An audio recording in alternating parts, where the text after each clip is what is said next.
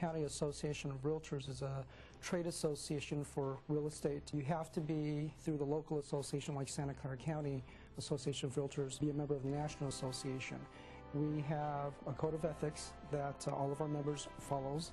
The real estate process is definitely more complicated than people think. There's upwards of 100, 150 pages of documents we have to understand and be able to explain to our clients and help them understand. At the Santa Clara County Association of Realtors, I was able to obtain what I needed to become a realtor and bring that value to my clients. You know, I've known Michelle for a number of years, and I know that she's been in the business for a number of years. As a real estate professional, she has access to a lot of information that's extremely valuable to us, and that's something that we couldn't do for ourselves. I think that our real estate market is considerably different from most areas of the country. People use the internet a lot more to look for homes, to find real estate agents, to gather information on buying and selling a home. Doug did a number of things that we found very helpful in the process. He was there to negotiate with the sellers. After we negotiated the deal, he was there to help us find reputable service providers, ultimately there to help us work through the inspections and close the deal. Doug prepared us for everything that we had to sign. He made sure we knew what we were signing and what it meant. For more information, contact the Santa Clara County Association of Realtors. Hi, I'm Debbie Giordano, and welcome back to Valley Homes on TV. We just heard a great talk by Annie Lima with Fidelity National Title, who talked about the role that title companies play in the transaction of a buyer and seller. And then we heard some mortgage updates from Tina Broyles with Loan Pros. Those were really, really great. What I'd like to do is spend just a couple minutes, as Edwin Rosello and I do every show, to talk about the current market update and where real estate is in terms of sales and possibility where it's going. I have some statistics I'd like to share with you that we've been tracking now this year. The pending sales as of today in the Milpitas market are 64. And the last time I reported those sales numbers out, they were at 50. So I'm happy to say that there's a dramatic increase and rise in the amount of pending sales on the real estate board, the RE InfoLink information data that's provided. Annie Lima did mention that they're seeing a rise in the sales, and reported in the San Jose Mercury also talked about an increase in the sales, and I think we're seeing that.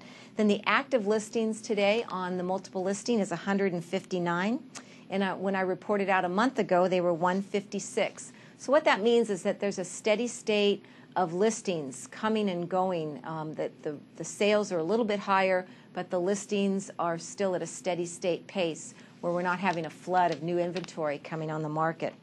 But what has definitely risen is the amount of the last 6 months in the closed sales transactions.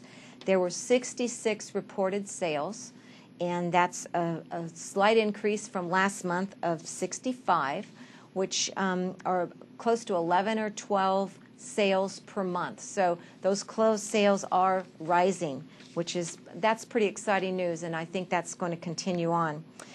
Then last but not least, everybody talks about values, and the average sales price for April of last month in Milpitas is $660,000. The median price is $585,000. Both of those benchmark prices have risen considerably since the March price stabilization that we had at $560,000 and $561,000 respectively for those two numbers. So I wanted to share with you that as far as activity in the marketplace, I think if you're a seller and considering selling at this time, that the spring has always been, going into the summer, a really good time to market your property. And that's been a seasonal change and shift from the other seasons of the year. And open houses, the activity has been well, I would say double to triple what I see in the last few months. So there's definitely folks out on the street looking for homes. Tina Broyles says her loan applications are up. Definitely people are looking to buy, and this would be a very good season to look for that. So I would like to close for this show and tell you that if you want to reach me, you can reach me at Debbie@vhotv.com.